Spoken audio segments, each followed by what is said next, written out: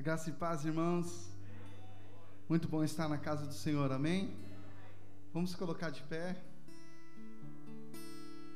Vire para o seu irmão, dá um abraço nele. Fala, meu irmão, como é bom te ver aqui nessa noite. Dá um sorriso para ele e fala, como é bom te ver aqui.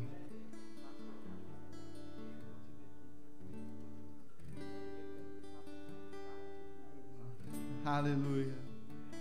Nós estamos na casa do Senhor para louvá-lo e adorá-lo, amém? Quero que você feche seus olhos por um momento. Traga o teu coração, a sua mente. Oh Deus, nós te entronizamos neste lugar, Senhor. Nós te entronizamos, Senhor. Nós declaramos que é muito bom estar na tua casa, Pai. Obrigado por cada família que está aqui, por cada pessoa que vai estar chegando. Pai, em nome de Jesus, ministra em nossos corações, através de cada louvor, através da Tua palavra. Senhor, tira de nós todo impedimento, tudo, Senhor, que possa nos roubar, Senhor, da Tua presença, Senhor. Tudo que nós estamos fazendo aqui, Senhor, é somente para Ti, Senhor. Toda adoração, todo louvor é dado somente a Ti, ó Deus. Por isso nós temos lhe pedir, venha ministrar, Senhor. Oh, Pai, nós queremos declarar que Tu és bem-vindo neste lugar, Senhor. Tu és bem-vindo em nossos corações. Oh, Pai, ministra, Senhor, de maneira sobrenatural, Pai. Senhor, nós queremos entregar cada família representada neste lugar, ó Deus. Senhor, as pessoas que estão por vir, Deus, traga na Tua paz. Oh, Pai, aquelas pessoas que estão desanimadas, Senhor, ministra da Tua presença, Senhor. Traga o refrigério, Senhor.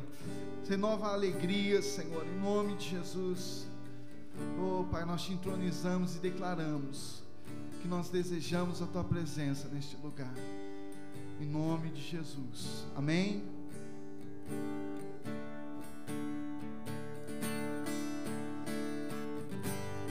Vamos cantar comigo essa música que diz Iê, Ieoa. Todo mundo conhece? Amém? Então vamos ensaiar? Vamos lá. 1, 2, 3. Iê, Iê. Que? Tá bonito. Mais forte.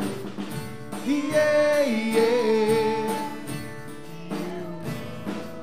Oh, Jesus. Iê, Iê. Oh, oh. Iê, Iê. Iê, oh. Vamos mais uma vez? Bem baixinho. Vamos lá, igreja. Iê, Iê. Oh, ah. Glória a Deus.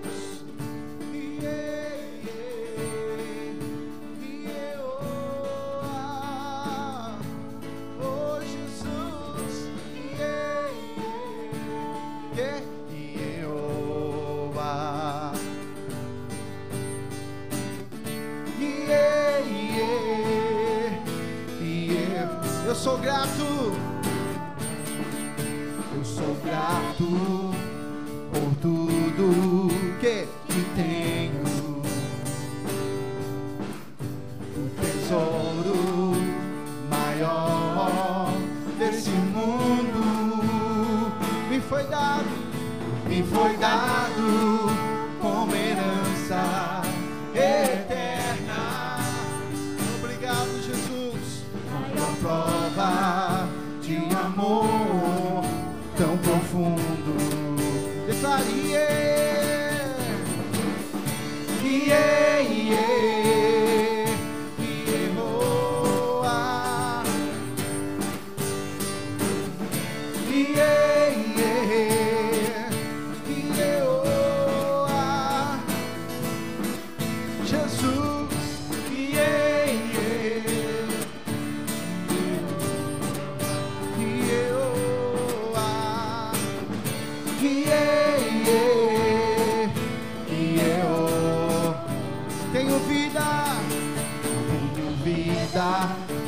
Alegria em todo tempo. Tenho amigos, família, muitos irmãos. Foi Jesus, Ele é meu amigo verdadeiro. Obrigado, Senhor, tudo ao me dar a salvação.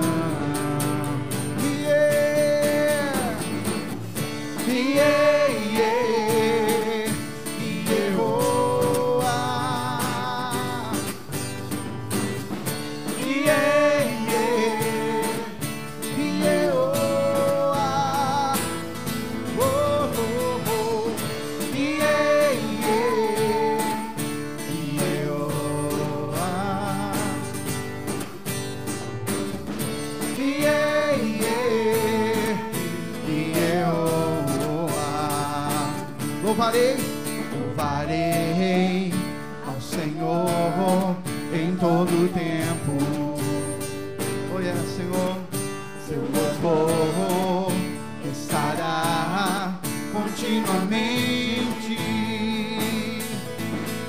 em meus lábios e também no coração.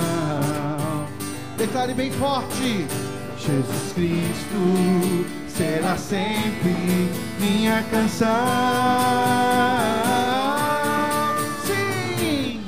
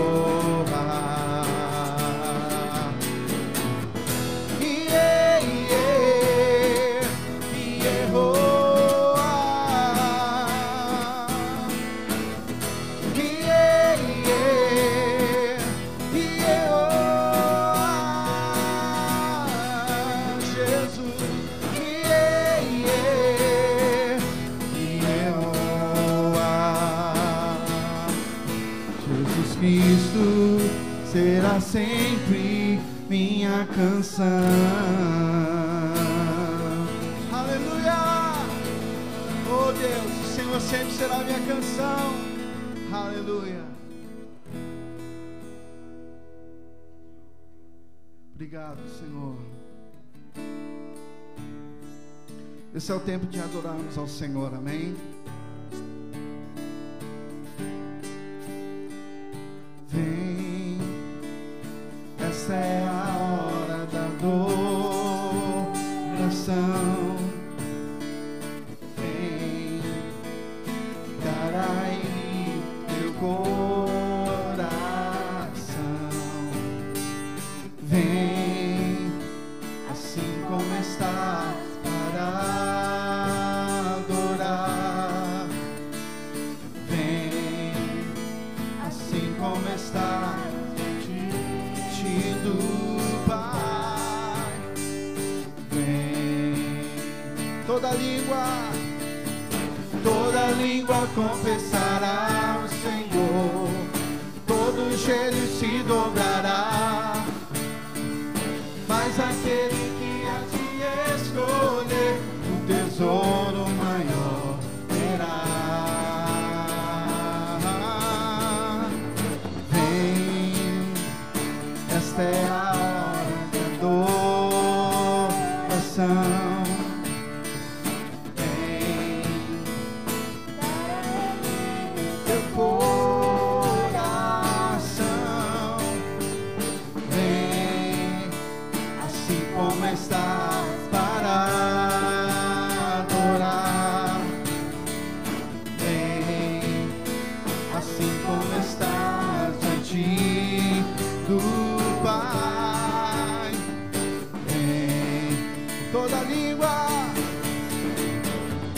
língua confessará o Senhor, todo joelho se dobrará, mas aquele que há de escolher o tesouro maior terá. Toda língua confessará o Senhor, todo joelho se dobrará, mas aquele que há de escolher o tesouro maior terá. Vem, vem, vem. Aleluia. Glória ao Senhor.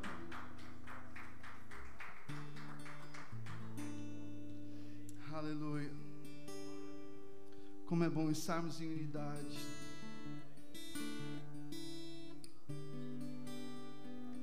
Como é precioso, irmão, estar bem junto a ti. Declare.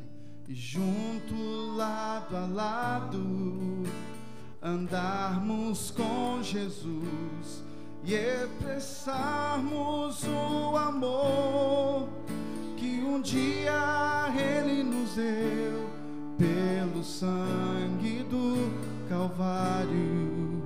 Sua vida trouxe a nós a aliança do Senhor.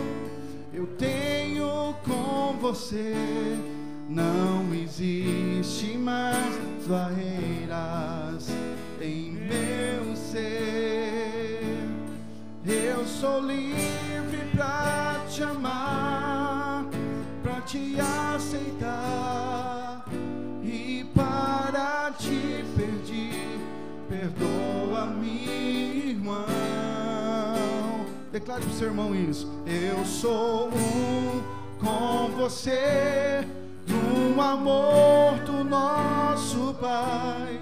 Somos um no amor de Jesus. Eu sou um com você, no amor do nosso Pai. Somos um no amor de Jesus. Como é precioso, como é precioso, irmão, estar bem junto a ti e juntos lado a lado andarmos com Jesus e expressarmos o amor que um dia Ele nos deu pelo sangue do Calvário.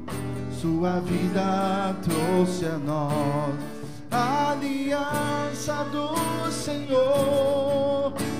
Eu tenho com você, não existe mais barreiras em meu ser.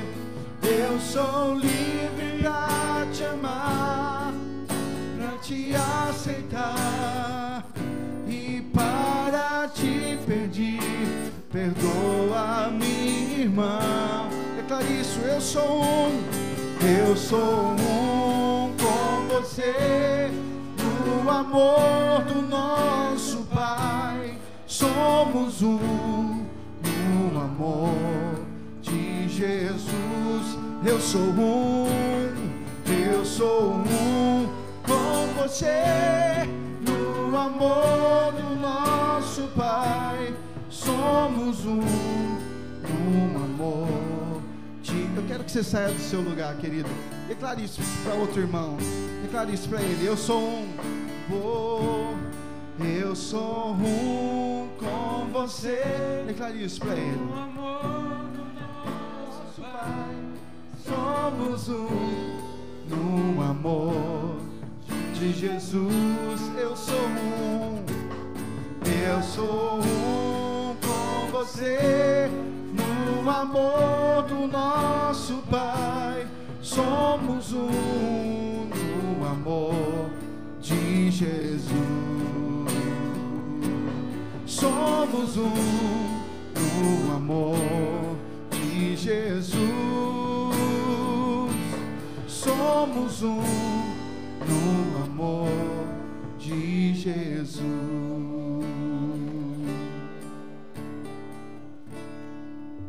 Glória a Deus. Betão colocou a gente para cantar essa música lá em cima mesmo, né? Colocou. Nós vamos estar orando agora. Não sei se está alguém entre nós.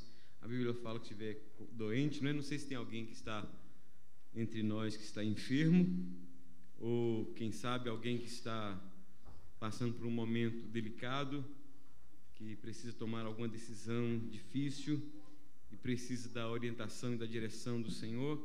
Nós estaremos intercedendo a Deus agora por você, né? E por aqueles também que nos acompanham pela internet. Mas se houver alguém aqui que está enfermo, que quiser vir aqui, venha. Nós vamos estar orando em seu favor, tá bom? Bendito Deus, Pai amado, nós estamos levantando a nossa voz, o nosso clamor em favor daqueles que se encontram enfermos, ó Pai. De maneira muito especial, ó Deus, pelo Johnny, Dona Maria, Alessandra, que à frente vem, ó Deus, para declarar que eles confiam no Senhor e que eles precisam de um toque curador do Senhor, Pai. Nós te suplicamos, ó Deus, em nome de Jesus, que bondosamente, que o Senhor estenda a tua mão, ó Deus, e esta enfermidade que resiste, até mesmo ao tratamento, aos medicamentos, que ela, ó Deus, possa cair por terra, que ela não resista ao toque da tua mão e do teu poder, e que nesta noite, ó Deus, elas sejam repreendidas em nome de Jesus, também na vida daqueles que nos acompanham via internet e daqueles, ó Deus, que buscam a tua orientação para alguma decisão que precisam tomar durante essa semana, que o Senhor possa iluminá-los e orientá-los quanto à decisão certa, em nome de Jesus, amém. Os irmãos podem sentar. Bom, nossa gincana, oficialmente falando, vai ter início no primeiro semana de outubro. E as nossas equipes foram bem reduzidas, por várias razões, mas aqui nós temos a equipe B. Vou começar com a equipe A. A equipe A, o líder da equipe é a Jandira. Os membros da equipe, o Júlio, a Claudinha, o Julinho, o Davi, nenhum deles estão aqui hoje, né? A Jandira, Teófilo, Elisa, Leandro, Letícia, Enzo, Samuel, Alessandra, Johnny, Carmine, Aline, Eduardo e Anderson. E está aberto aqui a vaga para aqueles que ainda que não estão incluídos aqui, para que sejam incluídos, não é? A equipe B, o líder é o André, que não está aqui hoje. Então, o André, a Damares também não está aqui, o André Mazeto também não está aqui, Dona Gina, Elisete, Edinho, Adailma, Logan, Edinho, Adailma e Logan também não estão aqui, nem o Brendo, Neto também não está, a Érica, o Jacob e o Danilo, Maria Pastora, Beto, Ednete, Marinon, e acho que ficou, sem anotar aqui, o Alan, né? Ele reclamou da outra vez que não entrou, não é isso? Então, incluindo nessa equipe aqui o Alan também. Mas se alguém aqui não foi mencionado e queira participar, não é? Ainda tem uns espaços para incluir. Eu vou chamar aqui a Jandira e vou entregar. Aqui nessa folha está ou estão as perguntas bíblicas da nossa gincana da carta de Paulo aos Efésios. Nós conseguimos catalogar 94 perguntas.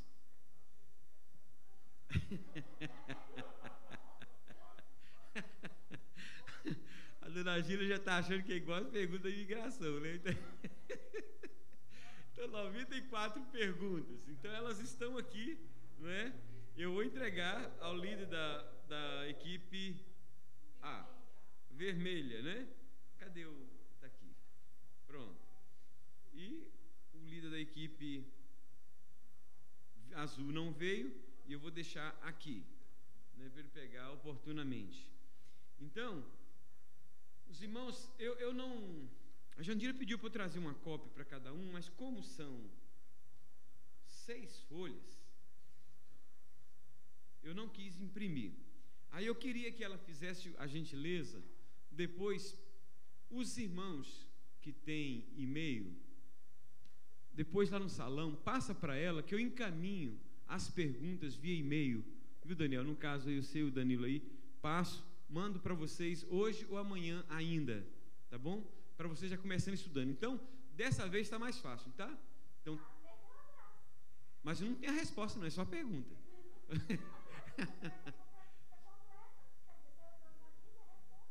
Bom, será que é tão simples assim? Vamos ver se vai ser, né? Mas eu acredito que os irmãos vão aprender mais dessa forma. Vou fazer uma pergunta.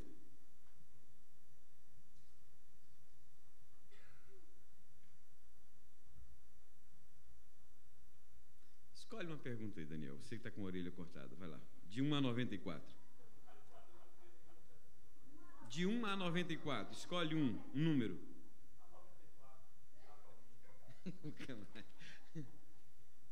Quem Paulo enviou para dar informação a seu respeito à igreja de Éfeso? Não responda não. Isso aqui é para só uma pergunta, né? Então são 94 perguntas que estão aqui. Vocês vão, como que é que eu quero orientar vocês a fazerem? Vocês vão lendo as perguntas, vão lendo a carta, vão lendo as perguntas, lendo a carta. Depois que vocês lerem 94 vezes a carta de Paulo aos Efésios, vocês já estão aptos a responder as perguntas, entendeu? No final, está todo mundo decorando a carta de Paulo aos Efésios, né? Então, vai ser muito bom. No primeiro domingo, então, a gente vai iniciar oficialmente. Lembrando que vai contar pontos: visitante, presença e nós vamos ter algumas gincanas nesse período aí, tá bom? Vou dar as regras, próxima semana vou dar as regras, ou a partir das próximas semanas vou dar as regras de como será a nossa gincana, de como serão as perguntas, tá bom? Então, entre elas, se a equipe, se quiser, no dia da gincana, no dia das perguntas, a equipe que trouxer visitante, eles vão ter liberdade de responder naquela equipe, vão estar livre, não é? Para responder naquele dia. Então, quanto mais visitante você trouxer, naturalmente que melhor para a sua equipe, além de ganhar pontos, vão estar aí abertos para responder as perguntas também, tá? Uma das regras, nós vamos separar ainda, eu não estou bem certo se 5 ou 10, nós vamos separar uma quantidade de perguntas. Por exemplo, tem as duas equipes, não é? Vamos imaginar que dessas 94, dividido por 2 dá quanto? 47. 47. De 47 perguntas, é só uma que eu estou pensando. 10 perguntas, por exemplo, vão ser destinadas ao grupo inteiro. Qualquer pessoa do grupo pode responder, mesmo que seja a mesma pessoa. Mas uma quantidade de perguntas vai ser o seguinte: o líder da equipe vai dizer assim, antes de ouvir a pergunta: essa pergunta eu quero que fulano responde. E aquela pessoa que vai responder. E se ela não responder, perde o ponto. Uma outra quantidade de perguntas vai ser assim: eu vou sortear daquelas pessoas a pessoa que vai responder a pergunta. Então não vai ser assim tão fácilzinho, não. Então realmente todos precisam estudar. Não basta uma só pessoa estudar, todos têm que estudar, não é? Todos têm que estudar. E eu tenho certeza que você vai ser a pessoa que vai mais ser enriquecido com essa gincana, porque você conhecer a carta de Paulo aos Efésios é uma riqueza muito grande, não é? É uma das cartas mais ricas do Novo Testamento, depois da carta de Paulo aos Romanos. Então, vale a pena conhecer essa carta e vale a pena estudar, tá bom?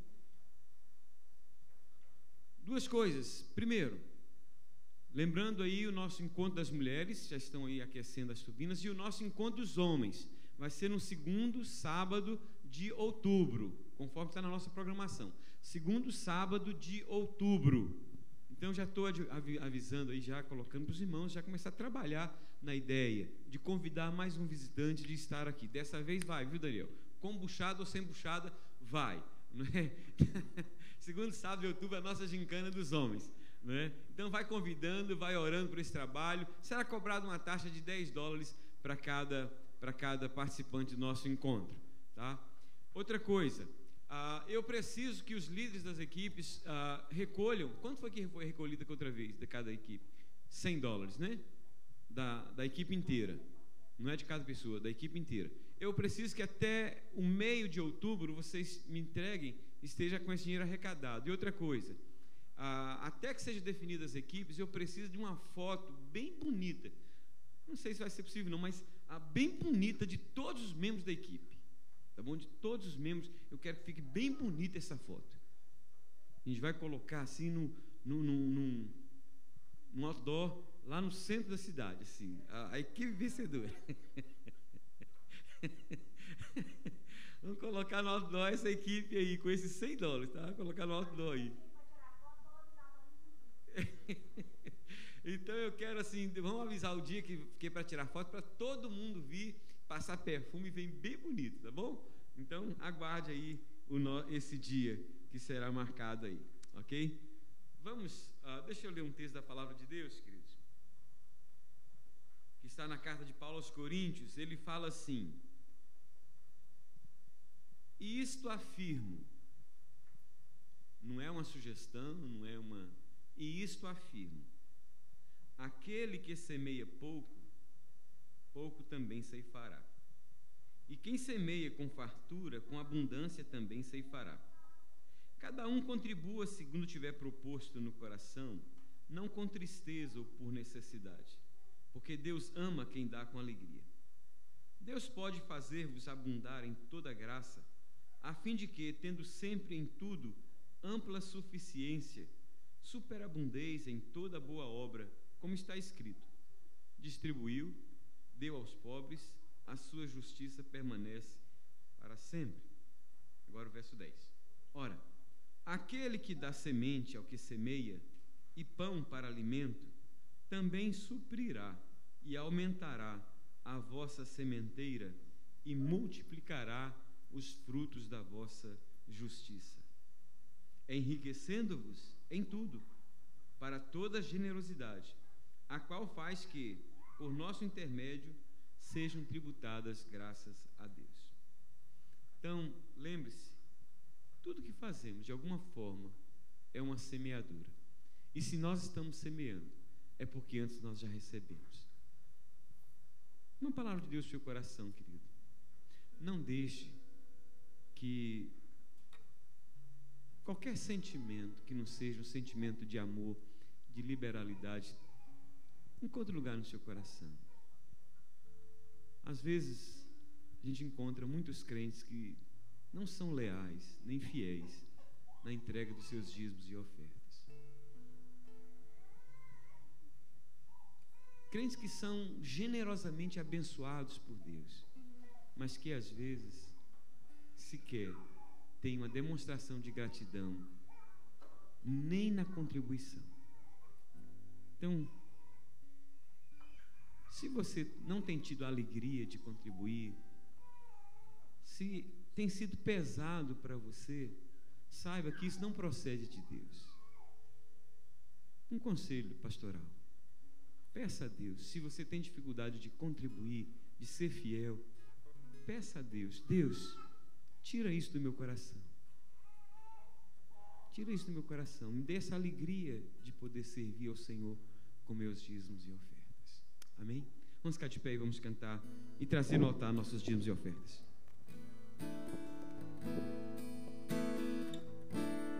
Digno de glória e louvores,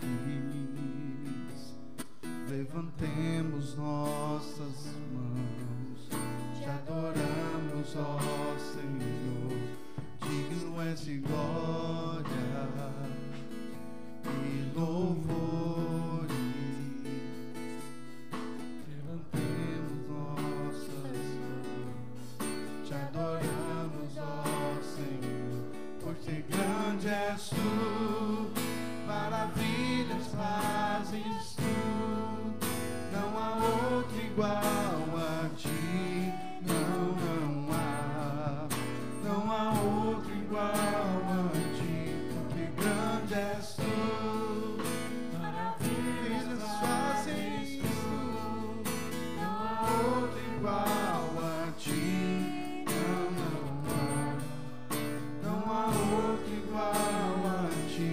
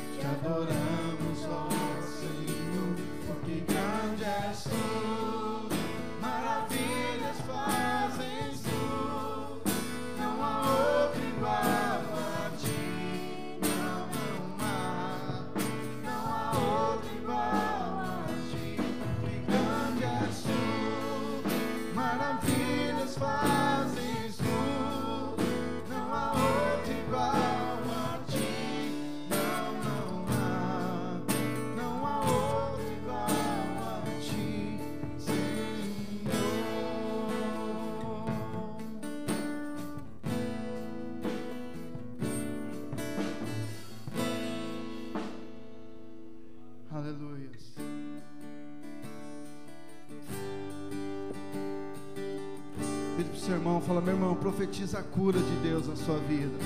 Fala isso para ele. Receba a cura.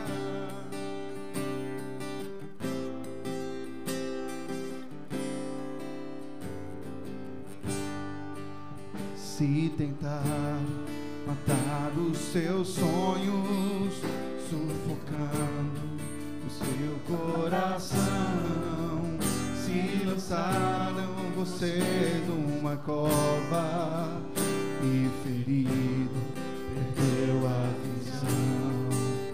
Se tentar matar os seus sonhos, sufocando o seu coração, se lançaram você numa cova e ferido perdeu a visão.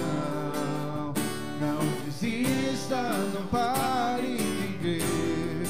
Os sonhos de Deus jamais vão morrer. Não desista, não pare de lutar, não pare de adorar. Levante os seus olhos e vê. Deus está restaurando os teus sonhos e a sua visão. Recebe, recebe a cura, recebe a unção, um som de ousadia, um som de conquista, um som de multiplicação. Recebe a cura, recebe a cura, recebe a unção, um som de ousadia, um som de conquista, um som de multiplicação. Se tentaram matar os teus sonhos,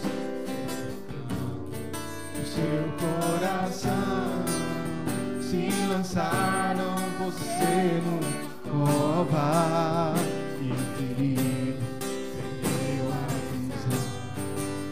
Se matar os teus sonhos, sufocando o seu coração, se lançaram você numa cova e ferido perdeu a visão.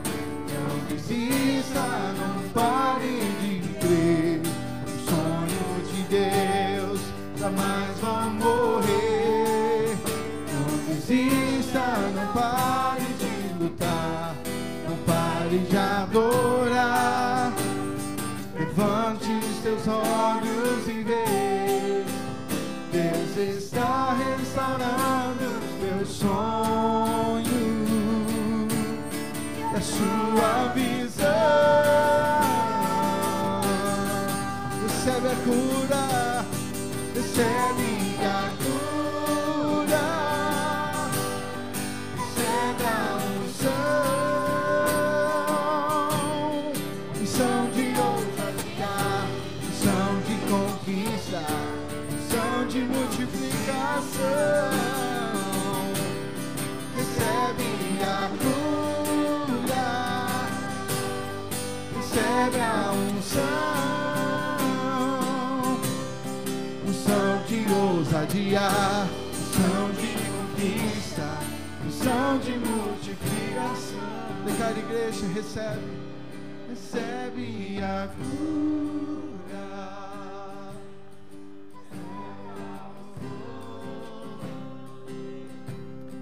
unção de ousadia, conquista, unção de multiplicação. Declare mais uma vez. Recebe a cura, recebe a unção, unção de ousadia, unção de conquista, unção de multiplicação.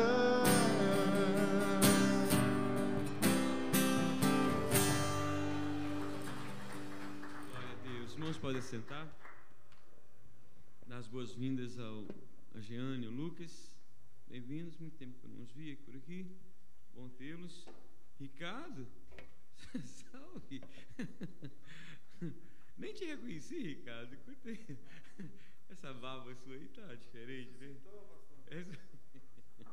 Ressuscitou. O Noah manda comunicar que sábado que vem é o baby shower dele, né, Márcio? Então, e é para todo mundo, não é só para mulher, não. Ele não tem esse negócio de discriminação, não. É todo mundo, né? É todo mundo. E que horas que é? 7 horas, né? Então, próximo sábado. Então, é todo mundo convocado, né? Eu quero compartilhar com os irmãos um texto bem conhecido. É o Salmo 73. Salmo 73.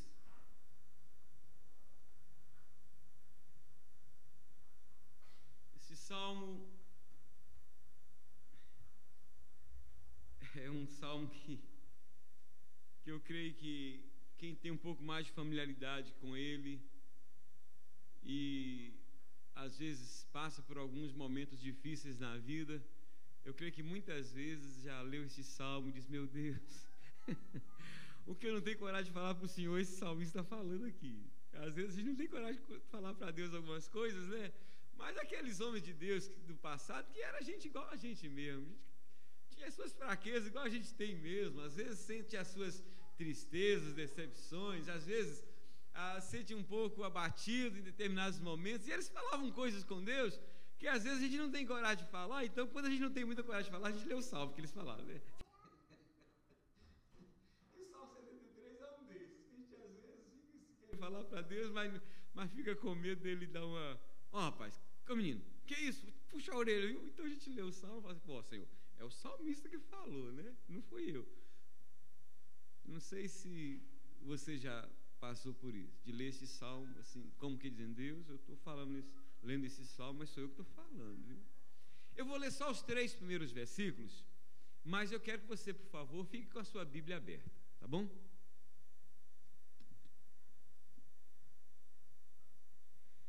Com efeito, Deus é bom para com Israel, para com os de coração limpo.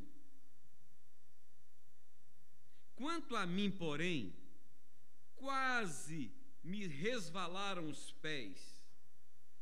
Pouco faltou para que se desviassem os meus passos, pois eu invejava os arrogantes ao ver a prosperidade dos perversos.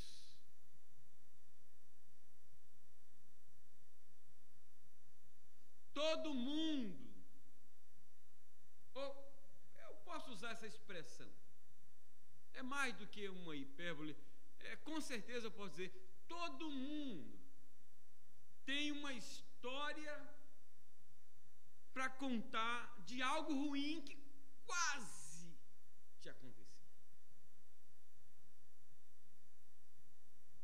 Daniel chegou aqui na quarta-feira e disse: pastor, quase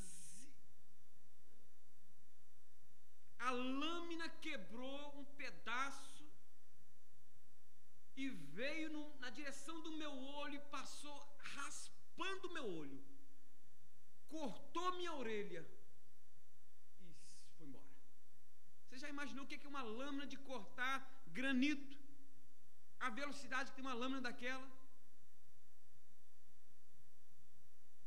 Passou assim, olha, raspando o olho dele. E ele disse: quase, pastor, quase.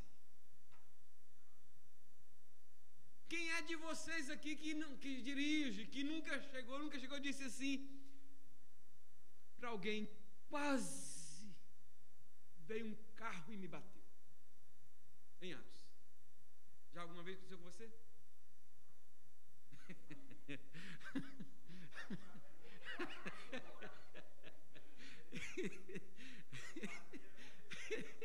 O que é, Anderson? Ontem? Mas quase jogou você fora da 95, né? Quase, que olha, pastor, quase.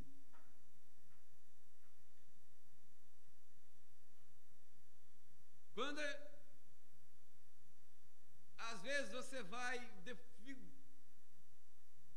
Quantos tempos depois você volta na sua cidade? E depois você vê aquela antiga namorada ou namorado, que agora tá feio pra caramba, e você fala assim: meu Deus, como o Senhor me livrou? Quase.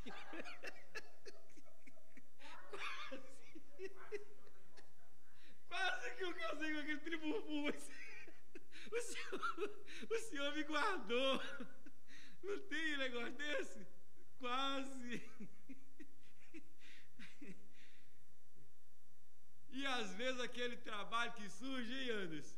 Que parecia que era uma coisa maravilhosa, daqui a pouco alguém entrou na sua frente, você ficou até chateado, daqui a pouco deu maior calote, você falou assim: quase que eu... Você já entrou, né, Vidal? Nem o quase você não livrou, né? Quase. Esse salmista aqui também fala, irmãos, ele dá o testemunho: quase eu caí, quase meus pés se resvalaram, quase eu me desviei do caminho do Senhor, porque eu comecei a olhar para o lado e comecei a ver quanta gente ruim que tem por aí. E esse tanto de gente ruim só está prosperando e está comprando casa. Os filhos dele estão indo para as universidades, os filhos dele têm vontade de estudar e conseguem bolsa. E os bichos, não dá para entender, Senhor, eu estou aqui ralando, passando uma dificuldade terrível. E ele começou a vacilar na fé e quase caiu. Davi diz que um dia ele ficou a um passo da morte. Ele diz assim para Jonatas: apenas a um passo entre mim e a morte. E eu poderia aqui ficar muito tempo falando de gente que quase caiu. E é sobre isso que eu quero lhes falar nesta noite. A um passo da queda, a um passo da queda, o salmista Asaf, no começo do seu salmo,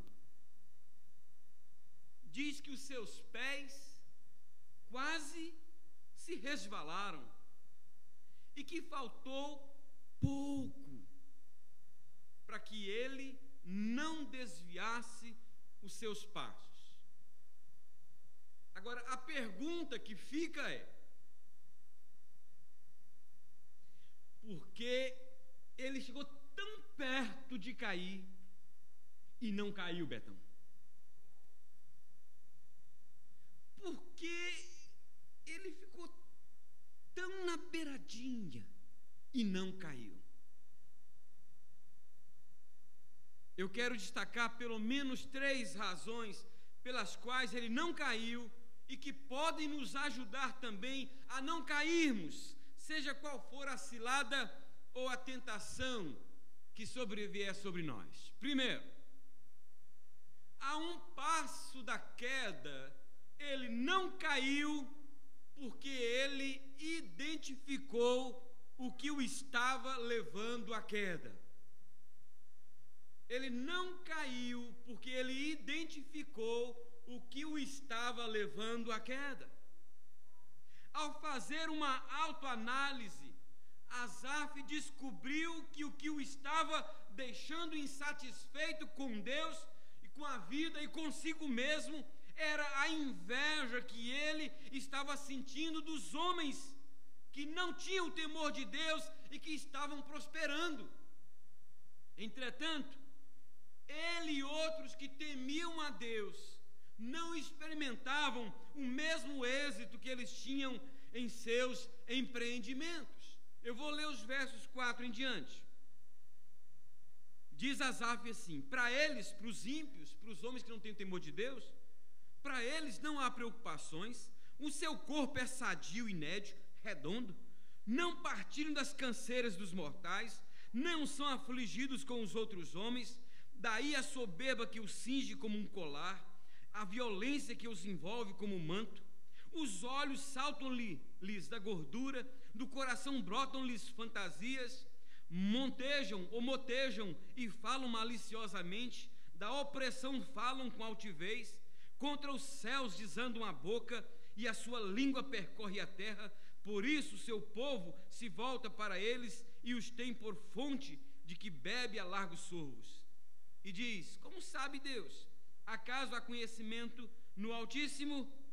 Eis que são estes os ímpios, e sempre tranquilos aumentam suas riquezas. Ele não conseguia entender isso, irmãos. E o fato de ele não conseguir entender isso estava levando ele à loucura, estava levando ele a se afastar do Senhor. Mas ele descobre a tempo que ele estava permitindo que essa visão que ele estava tendo, tão terrena, tão chão, o influenciasse na sua vida espiritual.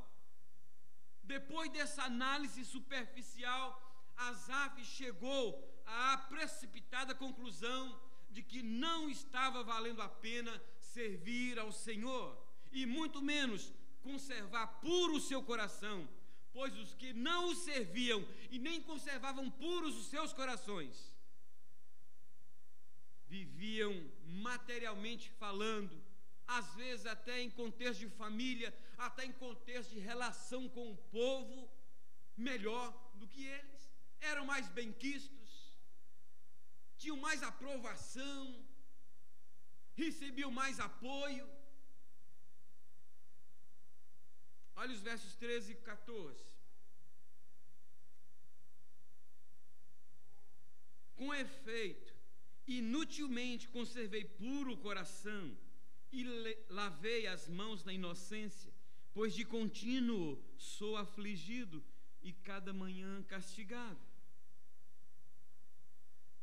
A visão desse quadro estava deixando o salmista perturbado, e que é pior, o estava deixando com inveja daqueles que não deveriam ser objetos nem de admiração. Essas são as suas palavras em relação a esta situação. Em só refletir para compreender isso, achei muito pesada tarefa para mim, até que entrei no santuário de Deus.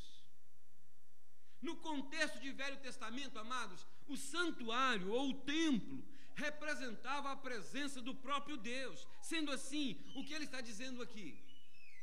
Ele está dizendo que quando ele entrou na presença de Deus, ele conseguiu identificar duas coisas. Primeira, que a inveja havia encontrado lugar em seu coração. Segunda, que o fim que aguardava aqueles de quem agora ele estava tendo inveja não era bom. Você já parou para pensar quantos prejuízos, quantos males, quantos estragos, quantos sofrimentos, quantas perdas, quanta dor deixaríamos de passar e também evitaríamos que outros passassem se conseguíssemos identificar a proximidade que os nossos pés estão da queda?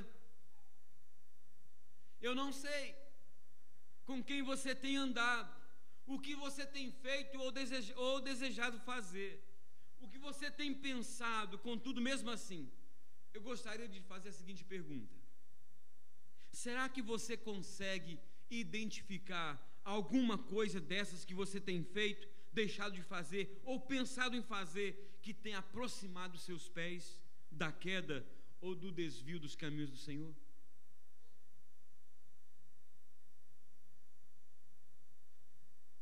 Depois de elogiar a atitude positiva da igreja de Éfeso em muitas áreas, Jesus a censura dizendo-lhe: tenho, porém, contra ti, que abandonaste o teu primeiro amor. Logo depois de lhe fazer essa declaração, ele vai mais além e diz: lembra-te, pois, de onde caíste, arrepende-te e volta à prática das primeiras obras. O que Jesus está pedindo aos crentes da igreja de Éfeso? Está pedindo para que eles procurem identificar onde eles haviam perdido o primeiro amor, e dizendo: e se arrependam e voltem, sai desse lugar.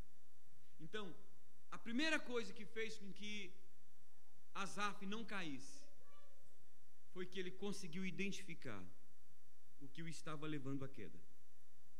E o que o estava levando à queda era que, em algum momento, ele não sabe que momento foi esse.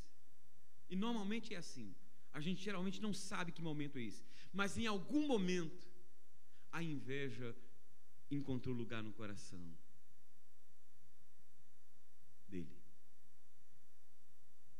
Em algum momento, alguma coisa que não deveria estar na sua vida, de repente entrou.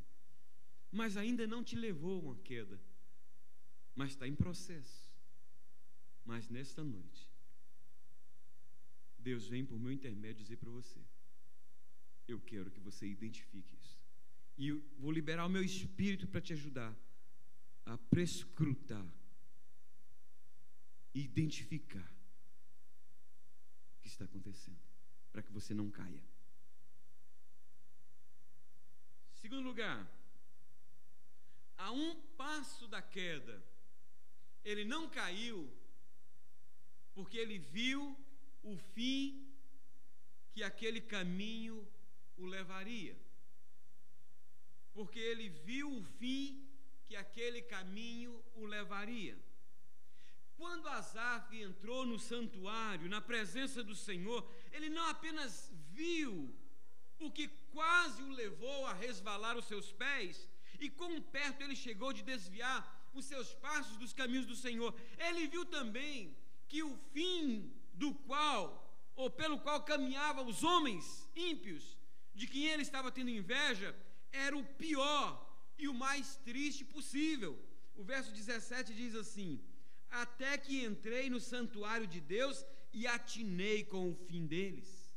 Na presença do Senhor, ele descobriu o caminho daqueles homens, que o caminho daqueles homens era escorregadio e que o fim deles era a destruição.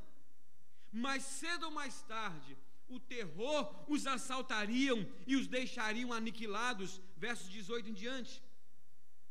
Tu certamente os pões em lugares escorregadios e os fazes cair na destruição, como ficam de súbito assolados, totalmente aniquilados de terror, como ao sonho quando se acorda, assim, ó Senhor, ao despertares, desprezarás a imagem deles.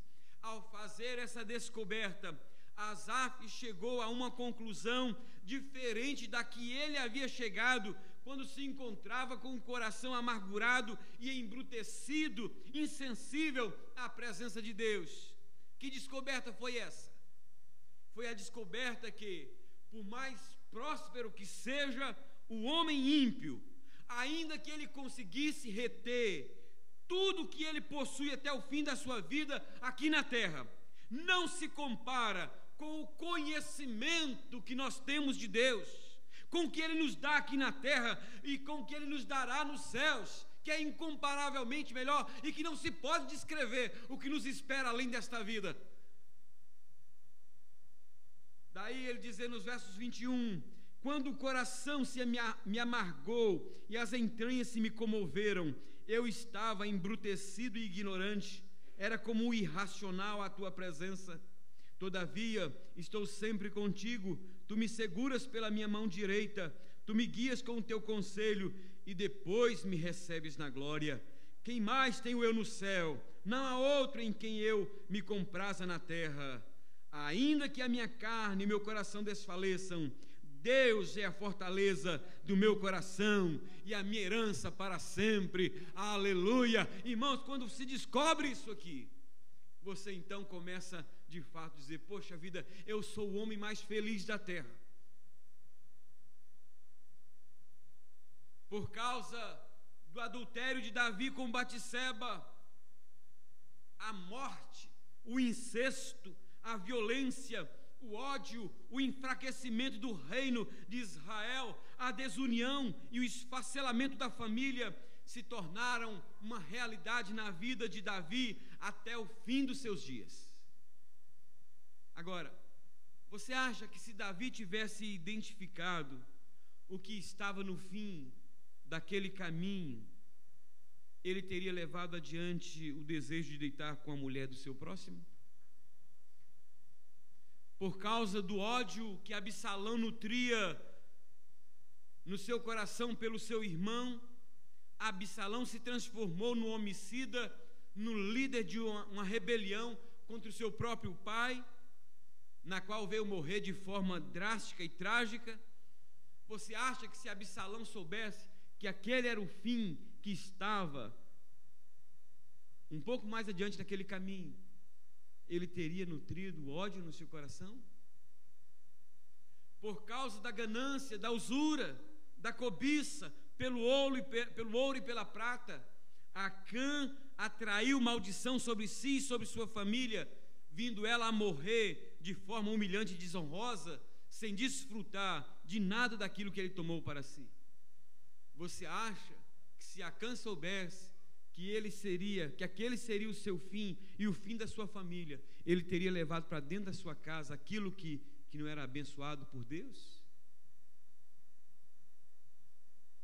Por causa da ilusão de que o que o mundo oferece é melhor do que aquilo que Deus oferece, o filho pródigo abandonou a casa paterna, foi curtir a sua vida longe da presença do seu pai e do seu irmão, vindo ao final parar num chiqueiro de porcos, sem ter direito de comer a comida dos próprios porcos.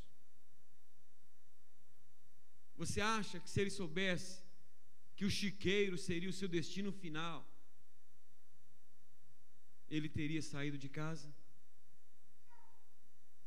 Por que os personagens acima mencionados e tantos outros que nos cercam nos dias de hoje continuam caminhando para o mesmo fim?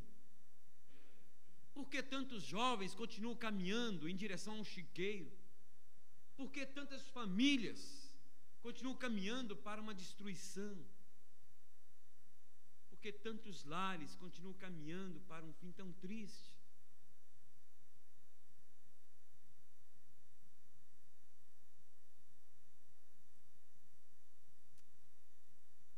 Sabe por quê, queridos? Porque não tem conseguido, às vezes,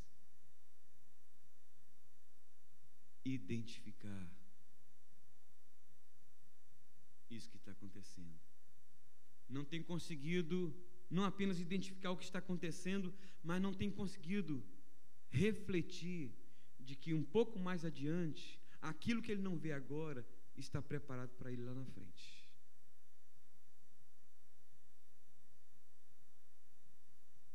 Será que você não está precisando abrir os olhos para enxergar algo que você não está enxergando e que o está levando para o buraco, para o abismo?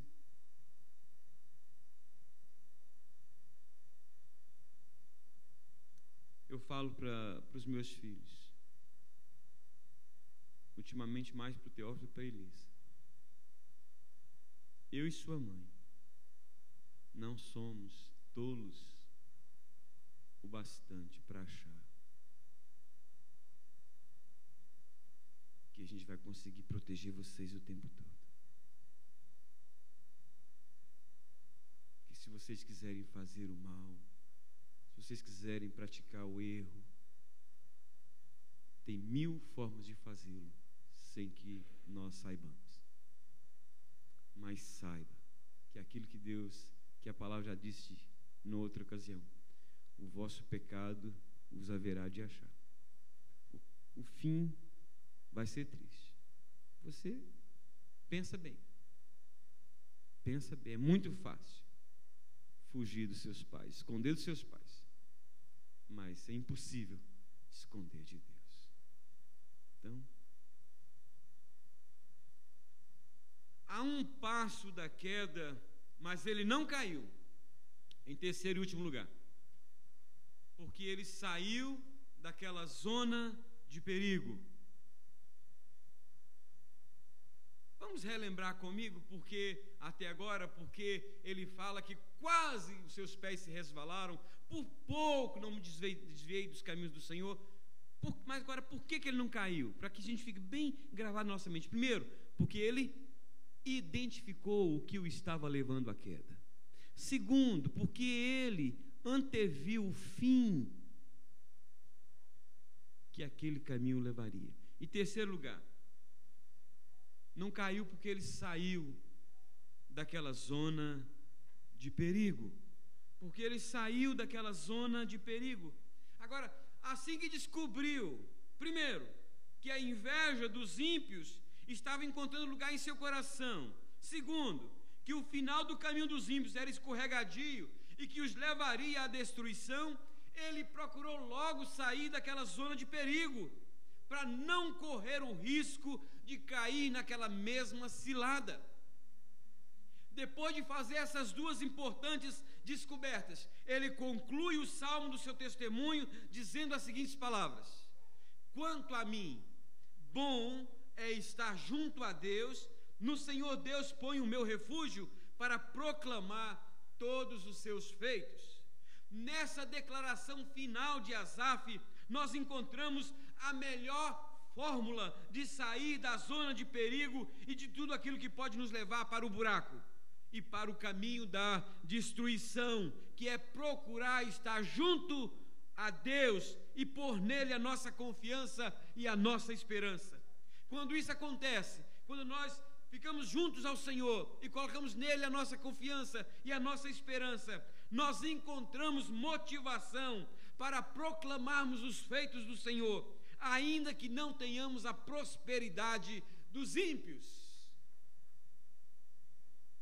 Se Asaf tivesse continuado alimentando aquele sentimento de inveja dos ímpios em seu coração, por certo, além de não se encontrar mais no caminho do Senhor, ele estaria revoltado com Deus e com a vida e consigo mesmo e com os outros ao seu redor, por não prosperar da mesma forma como os homens maus prosperam.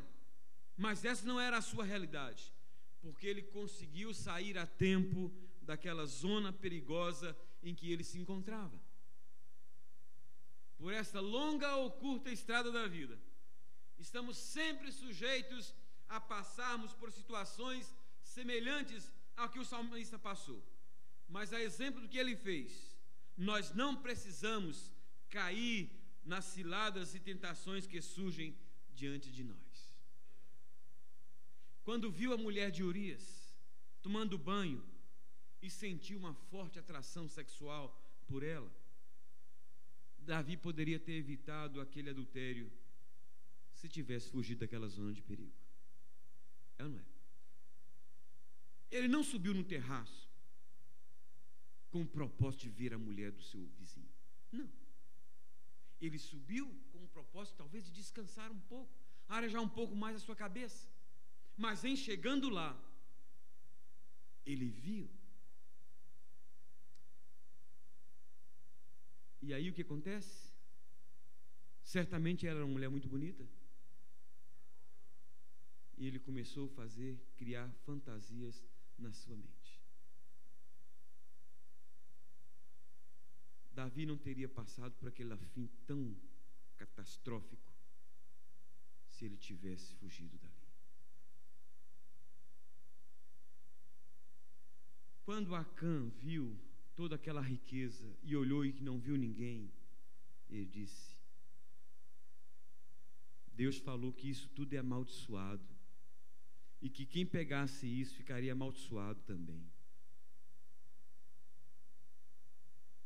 Eu não vou levar maldição para dentro da minha casa. Se ele tivesse fugido daquele lugar,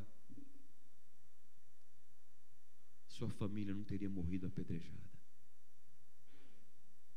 Sabe qual é um dos grandes problemas, irmãos, que tem acontecido no nosso meio? Sabe por que muitos pastores têm caído? Muitas famílias têm caído? Porque estão vivendo sozinhos. Acã estava sozinho. Tem muito crente achando que pode ter vitória por si mesmo. Não tem ninguém para prestar contas, ninguém para dar satisfação. É por isso de vez em quando você encontra um cara que era crentaço no Brasil e quando chega aqui vira um carnalaço. Não sei se tem essa palavra não. Sei que tem canalha, né? Mas não é essa a palavra que eu queria usar. Era carnal mesmo. Aí você fala, poxa vida, mas aquela pessoa era Oh, era super espiritual no Brasil. Mas lá tinha um olho do pai, tinha um olho da mãe, tinha um olho do pastor, tinha um olho da família, tinha um olho de todo mundo em cima. Aqui está sozinho, vai prestar conta para quem?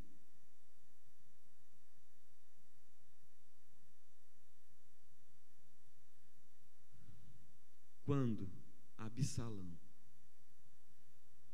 começou a sentir que aquela mágoa estava aumentando no seu coração, se ele tivesse tratado dela: ei, meu pai, olha, eu estou numa situação complicada aqui, eu não estou conseguindo olhar para a cara do meu irmão, toda vez que eu olho para a cara dele me dá vontade de enforcá-lo, dá vontade de fazer uma coisa ruim.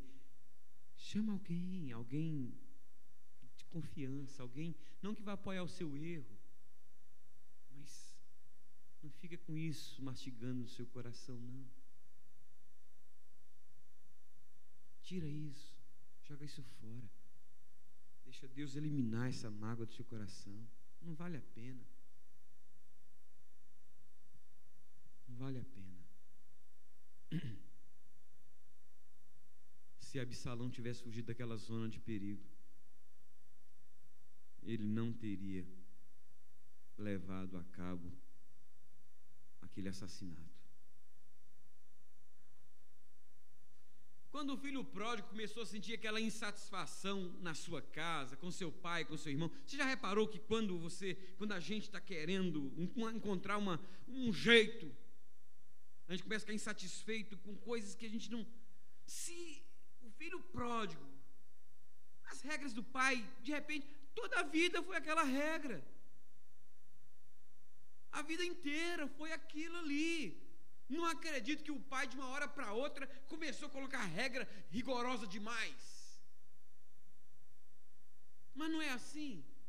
Você que já foi jovem, hoje já é um maduro já, ou você que é jovem, vai ficando um pouco mais independente, não é? Um pouco mais de estrutura, não depende mais tanto do coroa, como vocês dizem, não é? Aí já começa a achar que esse negócio de ter hora para chegar em casa não é muito bom. Mas toda a vida, desde que você era pequeno, sempre teve hora para chegar em casa. Sempre teve uns afazeres, umas tarefas para fazer. Mas quem te falou que só porque agora você... agora estou insatisfeito. Porque você está insatisfeito, justifica? Se ele começasse, trabalhasse melhor essa questão, por certo, ele não teria tomado aquela decisão. Eu vejo muitos filhos saindo da casa dos seus pais. Primeira vez que eu fui na Inglaterra, aliás, lá foi a única vez mesmo, me chocou, porque eu ainda não tinha vindo aos Estados Unidos, fui na Inglaterra primeiro que aos Estados Unidos, e fui pregar numa igreja inglesa, e aquela família, aquele pastor assim, um homem consagrado, mas quando tem um casal de filhos, uma menina e um garoto, rapaz, quando eu fiquei sabendo que eles ainda tão jovens, moravam assim 3 quarteirões da casa do pai, falei assim, que é isso? Mas eu sei que essa é questão cultural, mas será que tem que ser assim? Aqui, quando a Damares ainda não tinha casado com o André, as patroas já diram pergunta: quantos anos tem sua menina? 25, ainda está na sua casa? Mas vai até os 100 se não casar, vai ficar em casa. Que é isso? Também é nossa cultura.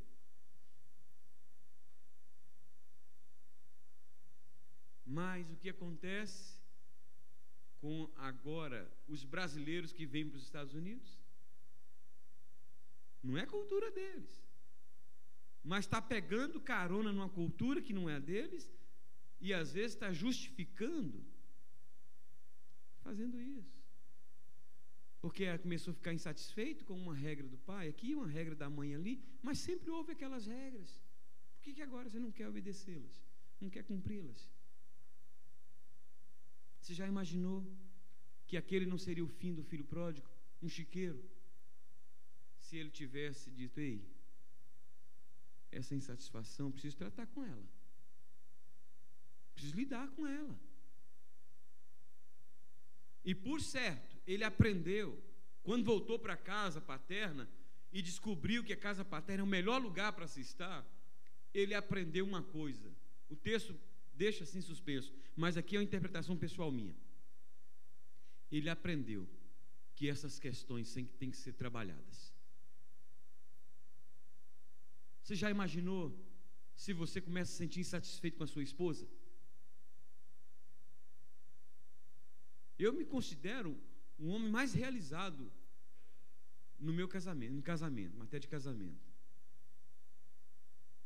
Mas ela ainda não foi glorificada, a Jandira ainda não foi glorificada, ainda está em carne. E um pouco de banho.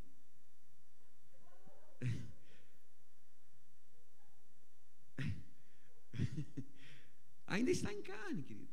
Agora, mesmo eu me considerando a pessoa mais realizada no meu casamento, ela é perfeita em tudo, me realiza em tudo, me satisfaz em tudo. Em momento algum da nossa vida, ela não me aborrece.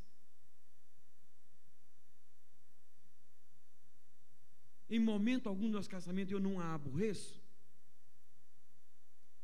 Eu considero que eu tenho uns filhos muito bons, graças a Deus. Mas você pode estar certo, de vez em quando um deles me aborrece. E se eles estivessem aqui no microfone, eles iriam dizer que eu os aborreço mais do que eles me aborrecem às vezes. É ou não é, Elisa?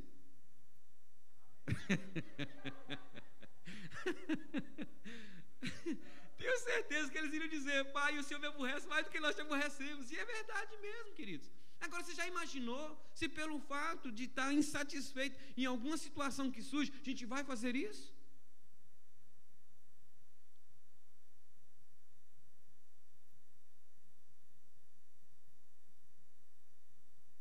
Eu não sei o que pode estar quase te levando a resvalar os seus pés e te levando a se afastar dos caminhos do Senhor. Ainda que esteja na igreja, mas seja o que for, faça como Asaf, enquanto ainda há tempo. Saia dessa zona de perigo. Se tem alguma coisa que está tirando você, como disse o Beto no começo do culto, da presença do Senhor, saia desse lugar. Ele não é um bom lugar para você estar. Não é um bom lugar. Quero concluir a mensagem dessa noite dizendo uma coisa.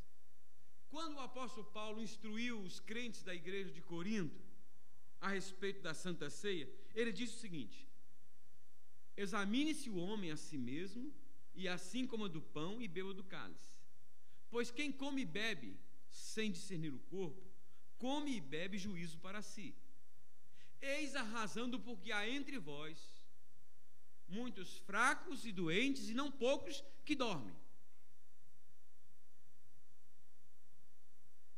Não sei se você prestou atenção, mas ele fala que havia na igreja crentes fracos espiritualmente, doentes fisicamente, e pessoas que estavam morrendo de maneira um tanto inexplicada. Essas três coisas estavam acontecendo na igreja de Corinto.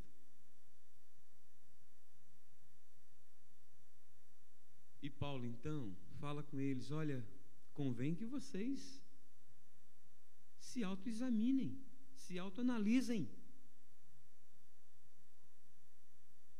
Porque ainda que eu diga para vocês, mas se vocês não perceberem e notarem, fica difícil.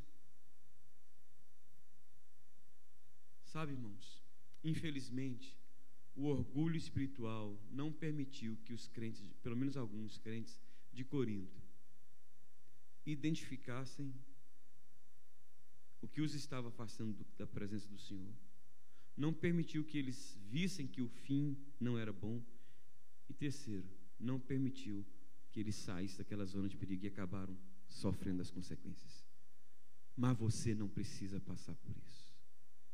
Em nome de Jesus. Você pode fazer como fez Asaf. Curve a sua fronte agora. Vamos pedir que o Espírito do Senhor nos sonde. Nos sonde. E nos mostre.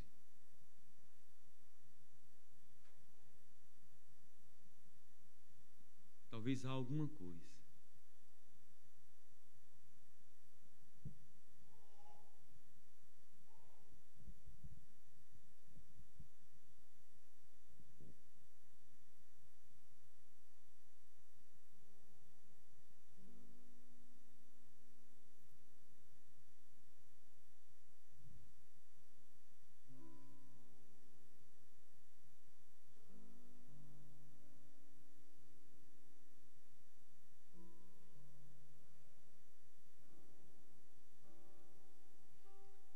Bendito Deus, Pai amado,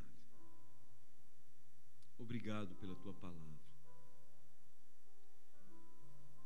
pelo testemunho dos Teus servos do passado, que eram homens e mulheres como nós, sujeitos às mesmas fraquezas, sujeitos às mesmas tentações, como muitos caíram. Te dou graças pela Tua palavra, que tem também, ó Deus, advertência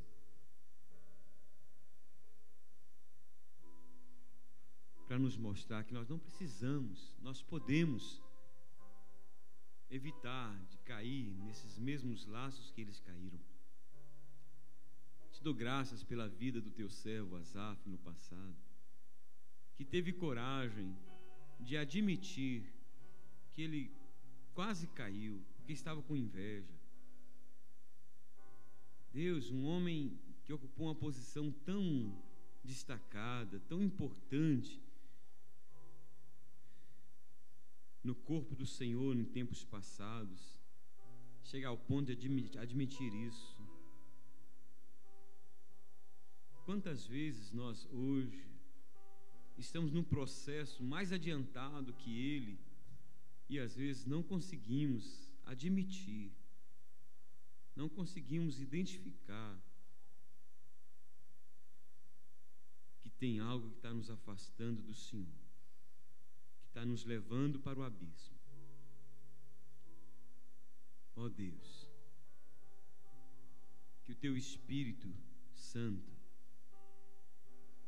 que sonda as profundezas do nosso coração, possa nos sondar hoje, nos levar a identificar, a pensar um pouco no fim que esse caminho pode nos levar, mas sobretudo possa nos levar a sair dessa zona perigosa antes que seja tarde demais.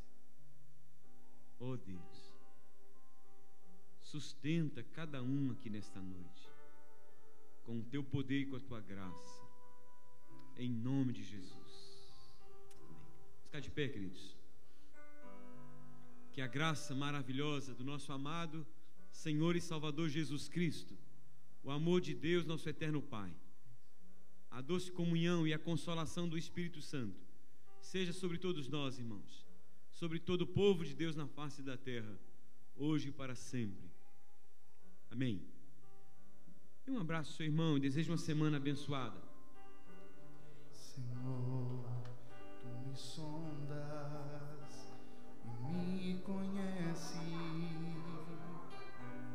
sabes quando assento e levanto, esquadrinho meu andar, o meu deitar, conhece todos os meus caminhos. Sol. Ainda palavra Ava.